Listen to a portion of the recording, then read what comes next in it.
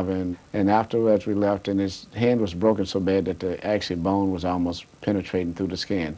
So we had to try to wrap it up tightly, give him pain pills, and got back to Detroit. He didn't want anybody to see it in Las Vegas, and had him to have surgery on his hand.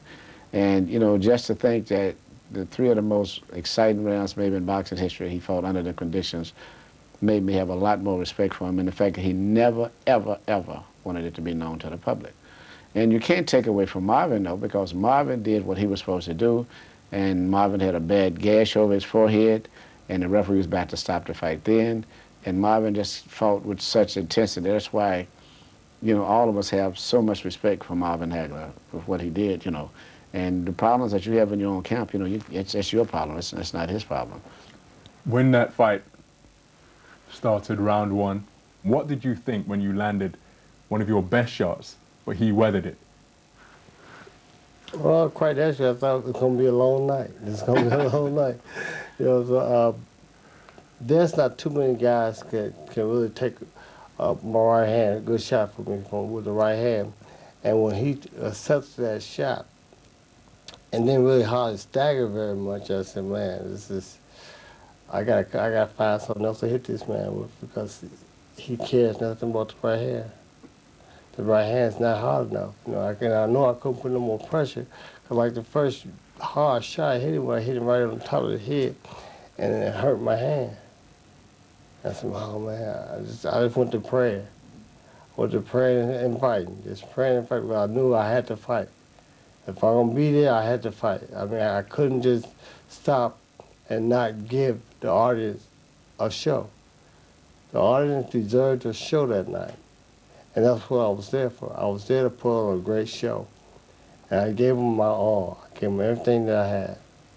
Of all your achievements throughout your career, the titles, the championships at multiple weights, what is the most pleasing achievement to you, Tommy Hearns? I had a lot of pleasing moments in my life. The most pleasing moment to me probably was 1980 winning my first title, because it meant so much to me. Having that first title was something that I dreamed about, being a world champion one day, and then when I achieved that, it just felt like I had the whole world in my hand.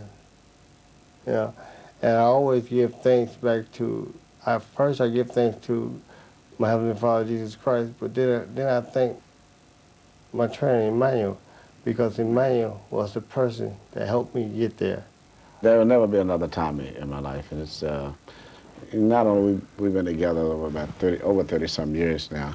And yeah, I know. Yeah, Tommy, I know. We've been alone. You are old and I'm old, so let's face that. Speak for yourself.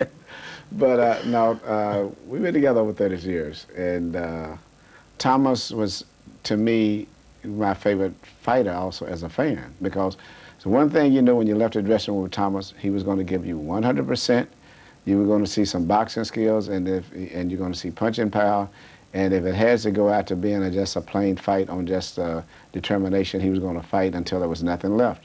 How do the superstars of the 90s and today, Oscar De La Hoya, Sugar Shane Mosley, Felix Trinidad, how do they compare as a group of fighters to that era that Tommy was at the forefront of?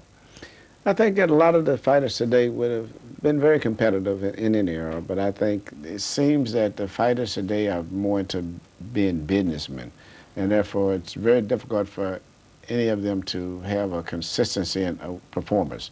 They have one good performance, the next performance they get beat. Everybody's worried about their investments and their sponsorships and whatever. And back in those days, Thomas Hearns, Marvelous Marvin Hagler, Duran, they was mainly concerned about being prize fighters. And today, the fighters are prize fighters and businessmen. And sometimes the businessman exceeds the prize fighter, even in terms of the time and the interest. So Tommy, what do you think your legacy is as a boxer? How would you like to be remembered? One thing, which I probably won't have to say, that people are going to remember me as probably one of the best punchers out there in the boxing business. Also, I hope that they could also remember me as a very good boxer as well. I know they're gonna always remember me as being a puncher.